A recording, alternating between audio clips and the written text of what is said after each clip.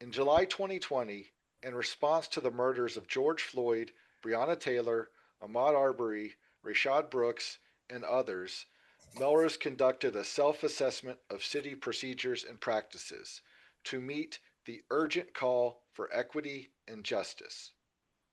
Called 2 Weeks Toward Change, the study concluded that the city has not substantively or consistently invested in racial equity work, and that we lack and require measurable ways to track our progress.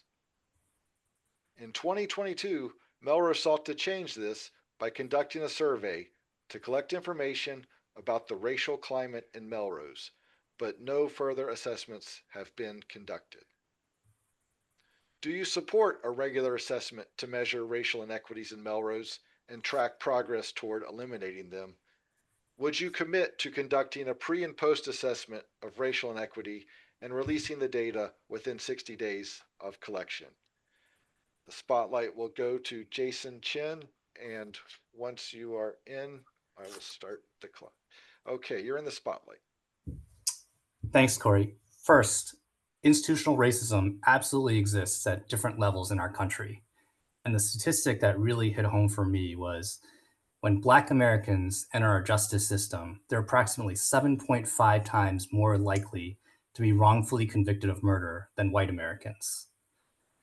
And so I appreciate the spirit of the survey, and it is telling us that there are things that are wrong. But in the specific areas, I wouldn't jump to conclusions based on how some of the questions were asked or how the data was presented. For example, the flyer that this group passed out at the Victorian Fair, there's a bullet point that said from 2018 to 2024, Black homebuyers were 134% more likely to be denied a mortgage loan than white applicants. And I need more data before we conclude that our regional banks or our lending institutions are institutionally racist, which they might be. A better statistic that I want to see next is if you look at all the online applications for loans and then determine if for the same assets, income, and credit rating, if Blacks or minorities were denied at a higher rate, that might be a more targeted indicator if there is an institutional racism problem here.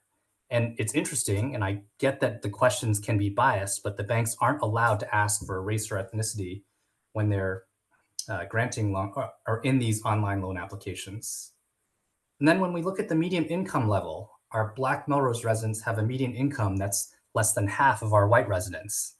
And the research consistently shows that how rich or poor you are of any race determines how well you perform in school, and consequently how much you earn in your lifetime, and how likely you are to commit a crime. And race is an added factor. Now, exactly how much, it's hard to isolate. Race and income level are correlated in this country, and Melrose is no different. So these aren't easy questions or answers. There's no silver bullet to this, but I think it'd be irresponsible to take some of these higher level data points and bang down the doors of our local banks or police station and accuse them of having racism in their policies. So I propose instead of we have the data we need, let's ask the second and third order questions with these institutions. And then if we find that we have a national problem and it's not necessarily local, then the systemic issues like increasing career opportunities or access to good education for poor minorities, such that they can get loans and own homes. So to answer the original question, instead of paying for a recurring survey, I'd rather go deeper into the pertinent data within the institutions and departments that we have. Thank you. Thank you. We will now Ryan Williams in the spotlight. And once you are in the spotlight. Thanks very much. So I would absolutely support efforts to measure the city's temperature on racial equity, and any information that results from those surveys. Of course, I would support them being released in a timely fashion. I think one of the challenges that we have in not just this city, I mean, this is very common among sort of political operations where people, they don't like the results, and so they don't release the report. And we should take every opportunity for self-reflection. I appreciate the point that was just made that it may not be the best use of funding. I think that it would be rather than putting a ton of money into a survey, it would depend on the cost. Some survey efforts are very comprehensive and very robust and provide very, very good data. Some surveys are just sort of surface level and maybe aren't worth the paper they're printed on.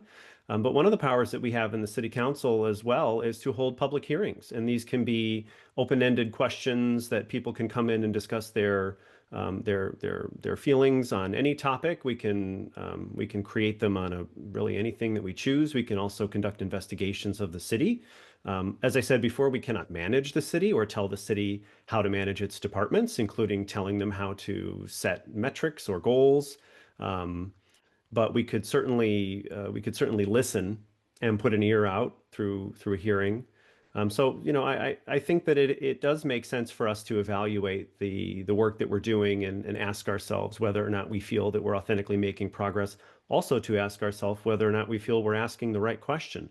I've heard a lot of talk about banks and lending and housing. Of course, we have the Melrose Housing Trust Fund, and it is designed, the goal of the trust is to address racial and other disparities within housing in the city of Melrose, and we just can't afford to put the amount of money into it that we would really like to do some of these things that some folks have talked about. And I think there's an override question coming next, but for me, it comes down to how much money are we talking about? What are the goals that we're looking to meet? Are we going to meet the goals with the effort?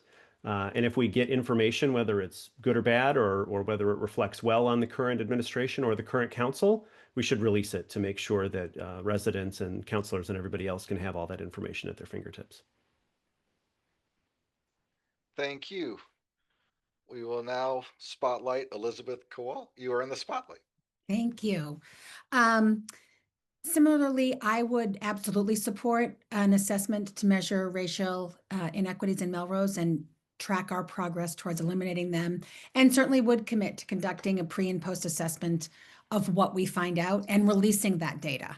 But I think there's, again, similar to the first question, the bigger issue is, once the assessment is done and the data is released, then what? So collecting this equity data, it isn't enough because, as we all know, the real impact comes from when that data actively informs how policies are written and how budgets are spent. So we need to encourage the city to use that data to drive policy and budget decisions. So even if we can't influence it as a city council member directly, we could certainly be part of the discussion and be driving a discussion outside of the realm of city council and really be leaders in this area. So there's things, again, that the city should do, like use this data, whether it's by race or by income, by neighborhood, and, obviously look at who's most affected by the inequities, whether it be in housing, whether it be in transit, whether it be in policing or health, and then talk about allocating funds using this data-driven formula that prioritizes the area with the highest inequities. So let the inequities determine where the investments are needed most. And then once you have identified all this, keep using the data to define specific measurable outcomes that policies and budgets will work towards equality. So are you going to attempt to reduce the racial gap in homeownership by 10% over 5 years? Are you going to increase minority-owned business participation in city contracts by 25%? So these types of things, when the budgets and the programs should be evaluated annually against the targets that set. And again, as I mentioned in my previous answer, the city, again, whether it's the council or not, but something that I feel very passionately about is that equity goals, if the city is going to take them seriously, have to be put into the performance management system so that every department can be accountable for measurable products. And if data shows inequities that persist or worsen, departments should have to submit a corrective equity action plan. And we should be using the data to maybe reallocate funds if needed. Again, I've done this work in the past with clients, both private and municipal. It takes effort, it takes buy-in. We all could have great ideas on this forum, but we need the buy-in. Both it has to flow up and flow down, but it will work if there's a plan in place and there's follow-up and follow through. And I, for one, would really like to see this happen in Melrose. Thank you very much. We will now spotlight Dionysus Kaskarellis. Yes, you're in the spotlight. Oh, wait, hold on. I think you're muted. Yeah, I'm not running the clock. Let's just make sure. Let's get you unmuted and then,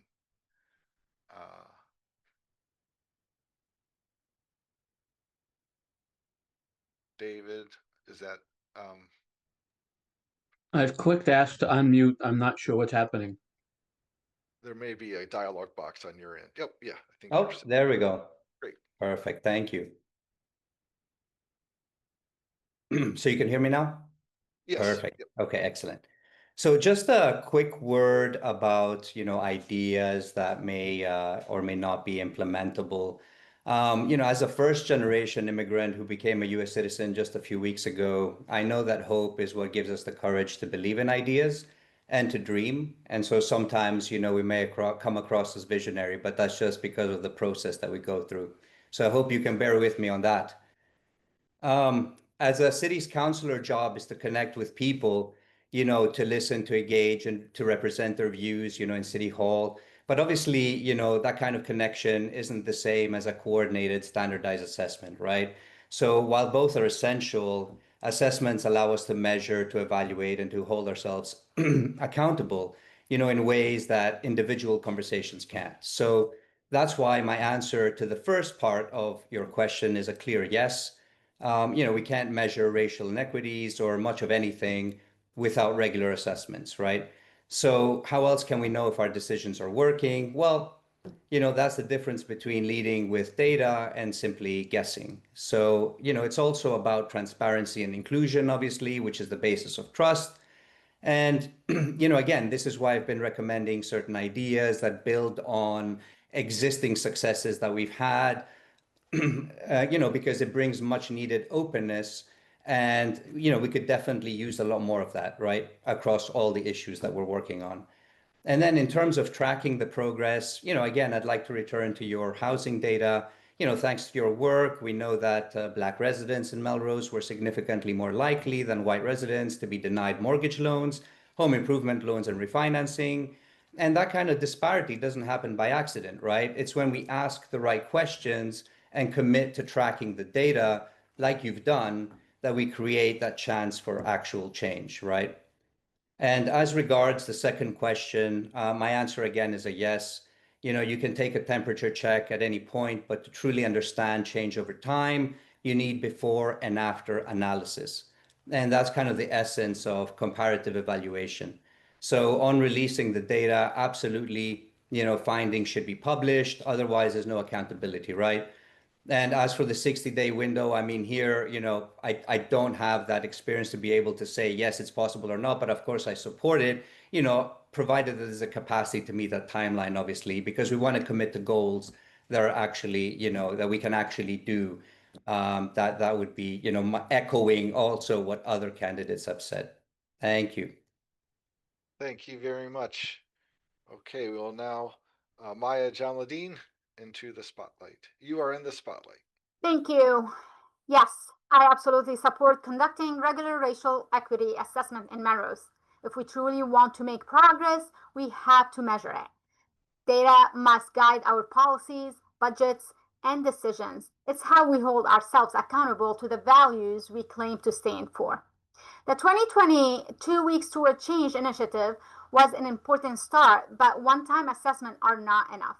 We need to establish consistent, transparent process for assessing and reporting on equity before and after major policies or decisions are implemented, and release those results publicly within a clear timeline.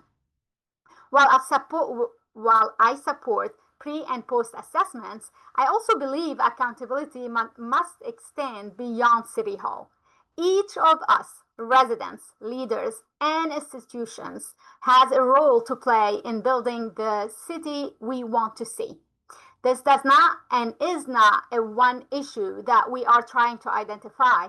It's all interconnected, and it is a combination of multi-factors and multi-layered issues, interpersonal, systemic, you can name it. Yes, socioeconomic disparities is known to be impacting minorities and Black people, but how welcoming and comfortable is our communities for Black people that are wealthy? Because I refuse to say and make the assumption that we don't have wealthy Black people, but how isolated they feel in our community. And I want to name something that isn't often said publicly. Doing racial justice work in Melrose isn't easy. It can be lonely. It often comes with pushback, complaints, and misunderstanding. But I do it because I believe deeply that our city is stronger when we face these conversations head on rather than avoid them. So I want to invite everyone here tonight and those who will watch this forum later to reflect on what it means when not everyone shows up to these conversations. Who is absent today? What does it say about our collective priorities when discussions about equity are met with silence or absences? When we file resolutions and people are saying we don't have time for these conversations, or they abstain from supporting condemning ICE. We cannot continue to assume that the public will notice or that progress will happen on its own. As voters, neighbors, and community members, we all have a role in deciding what kind of leadership we support and what values we elevate. As we approach this election, I ask you to think about what kind of leadership you want to see in Melrose. Who are the people willing to show up, to listen, to stand in discomfort for the sake of justice? Support them, vote for them, vote for them, join them. This work doesn't belong to a few, it belongs to the entire community. Let's not wait another 2 years to have the same conversation with the same few people feeling alone in the fight. Let's make equity a shared commitment and an ongoing practice, one that reflects who we are and who we aspire to be as a city. My commitment is and will always be to keep racial equity, transparency, and justice at the center of my work and that work. Thank you.